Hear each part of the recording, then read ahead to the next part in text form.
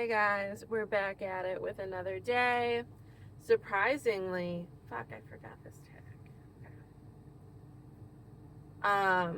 Surprisingly, I'm doing good on time. It's 11:05. I would need to leave at 11:10 as the grace period because I work at 11:30. Do you guys play games like this with yourself when it comes to getting to places on time, especially work? Do you even care? Do you know, what it takes to get to work on time and, checkpoints that you have to be at in order to make it? I am so tuned into that. It matters to me a lot to be on time. It's basically impossible for me to not be on time, but it's a good habit to have. Even if it does, create stress because you do care. You only have stress about things if you care, Right? Am I wrong in saying that as a blanket statement? But the reason why I'm kind of surprised is because I did not have a good night's sleep whatsoever. It was, let me put that down. It was honestly terrible. It was, because despite me getting into bed actually an hour earlier than I typically tend to make it when I have my normal nighttime routine, I've cooked dinner, I've done the dishes, maybe I had to take a shower of some kind, I had to do my cleansing and skincare, I had to set up for the next day, etc. By the time that I do all of that after work, it's like midnight, hopefully. Sometimes it's 1. But my goal is to be in bed by midnight because my everyday alarm is 9 a.m. For the schedule that I have at work, that's typically what works. I never usually need to be up earlier than that, which I love. Because a lot of the time, I might still wake up earlier than that, but I don't have to. And so, despite being in bed early, I don't think I went to sleep until somewhere between 3 and 4 in the morning. It was so annoying. And this is where I start to, make the eyes at the sleeping pills, because this is what I don't want. It's like, this is the longest day of my week, and it's Saturday, and I want to be, on. But I'm sleepy. I mean, luckily, Tiffany will be there until almost 5. But I'm going to be there until 8.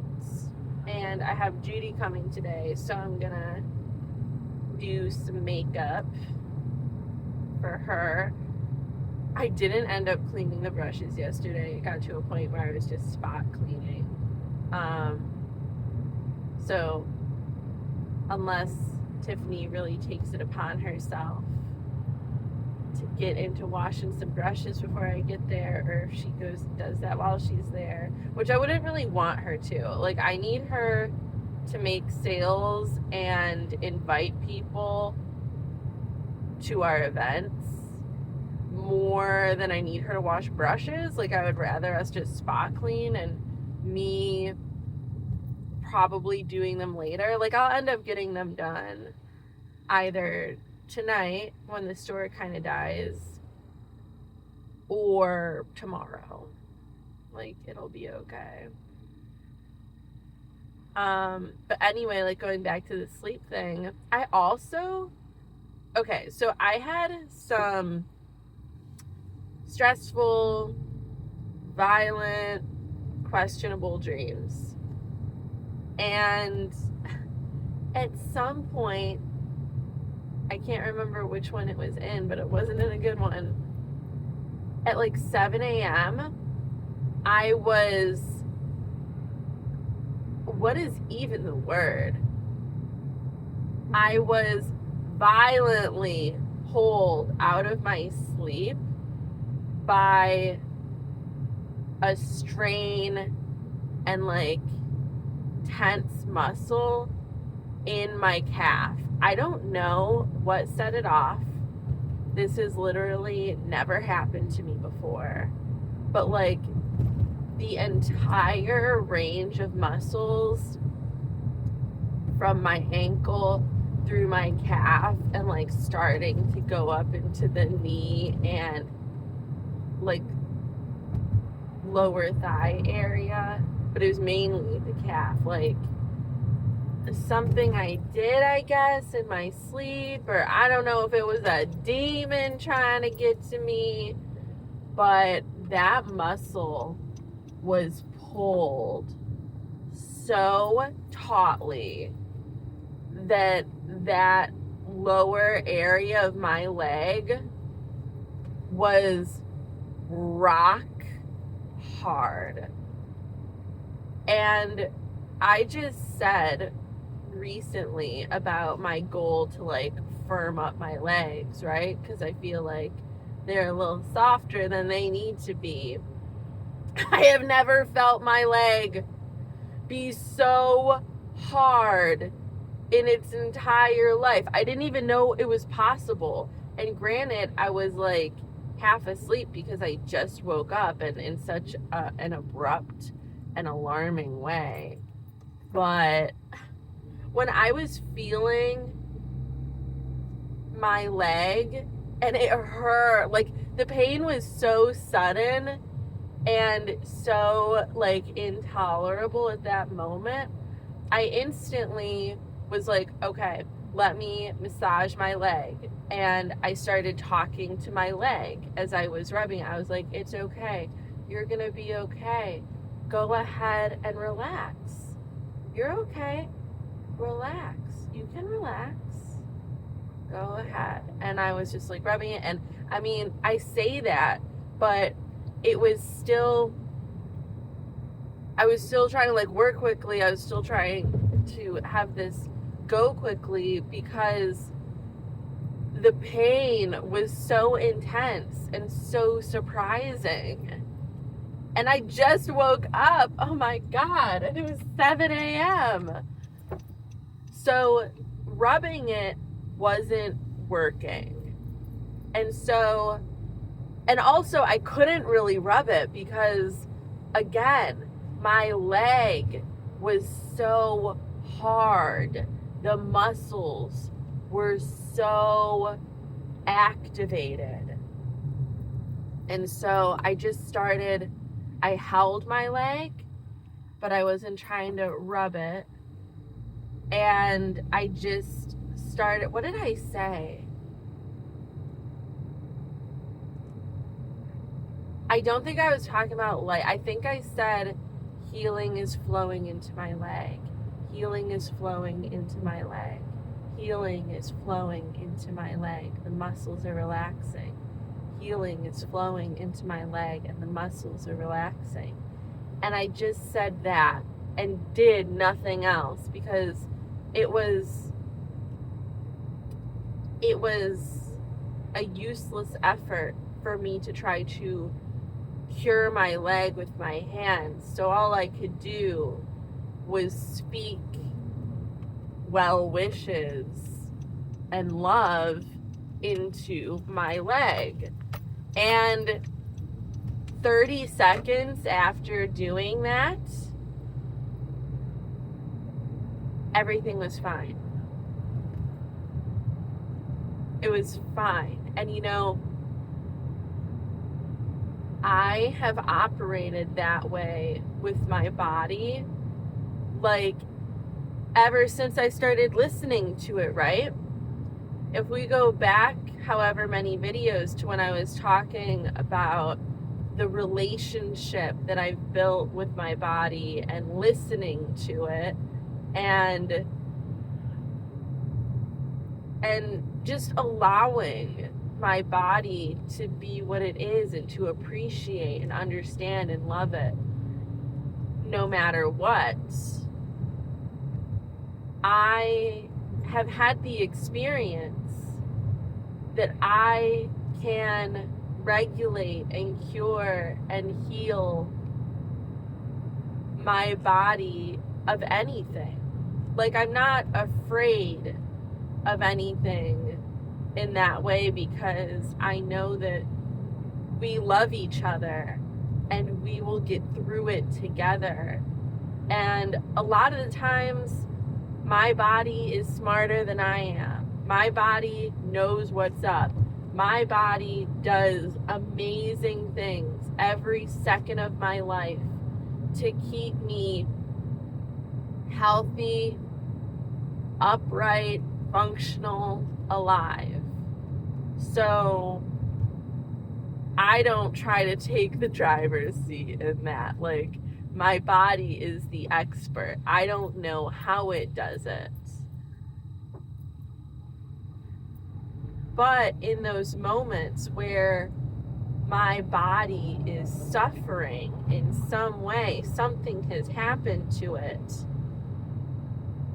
I might not know how to make it better because I'm not a doctor or a scientist.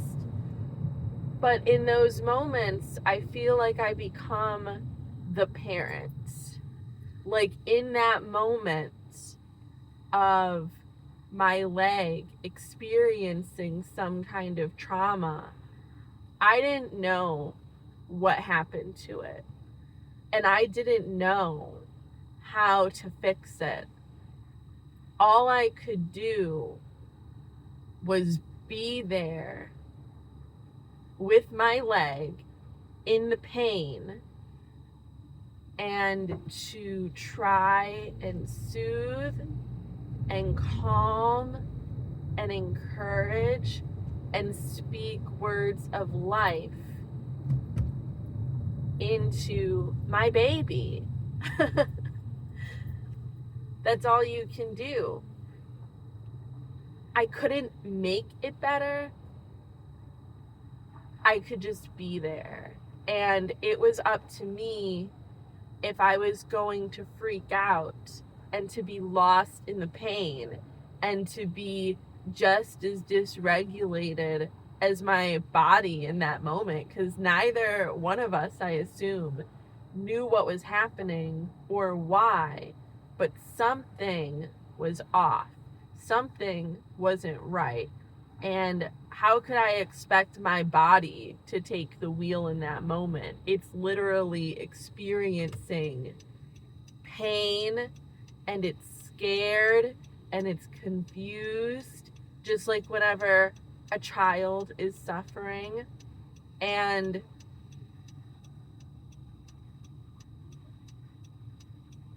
all you can do in those moments, whether it is your child or it's a friend or anything that you don't have control over, all you can do is be like, hey, I'm here with you. You are going to be okay. I've got you. I love you. We're going to get through this. You're going to be safe. You're going to be okay. Healing is coming. You can do this. So, as unappreciated in the moment as that was, because I'd only been asleep for 3 or 4 hours at that point, my body needed me. My body trusted me, we'll say, enough to wake me up in the middle of my sleep, screaming and crying and being like, Mommy, I need you. Mommy, it hurts. Mommy, help me. And I'm glad. I'm glad, because this is my take on it. People who develop cancer and like those autoimmune diseases where the body is attacking itself, I could be totally wrong. I'm not a scientist. But my belief that I have in my heart about that, my intuition tells me, and I don't think everybody would disagree, that that is created by feelings and trauma and pain that is suppressed. That's for people who don't have open, connected relationships with themselves and with their bodies, and all of the hard feelings, all of the pain is suppressed. And where can your body put it? You keep burying it, you keep shoving it down. It really just becomes part of you at a cellular level, like you have poisoned yourself. So, as beautiful of a relationship as I feel that I have with my body and that I've developed over the last handful of years, it's not completely painless. I have sat there with my body in a very raw way through moments of pain, whether it be in like a moment like that, or when I am feeling like emotional pain, and my body, isn't that an interesting thought? Because typically the emotional pain is coming from something that I'm aware of, that me as like the spirit and the soul and the brain of Danielle Casita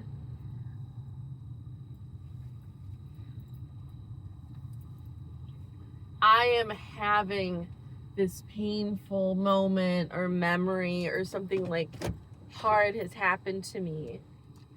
My body doesn't probably explicitly understand, but my body knows that I'm upset about it, and my body cannot fix it.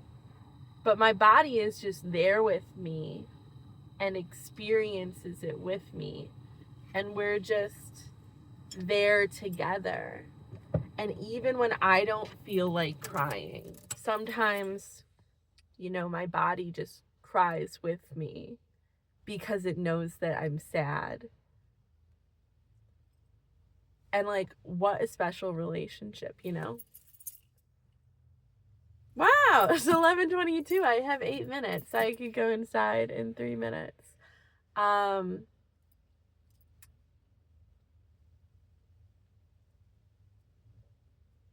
Bonnie just pulled up beside me.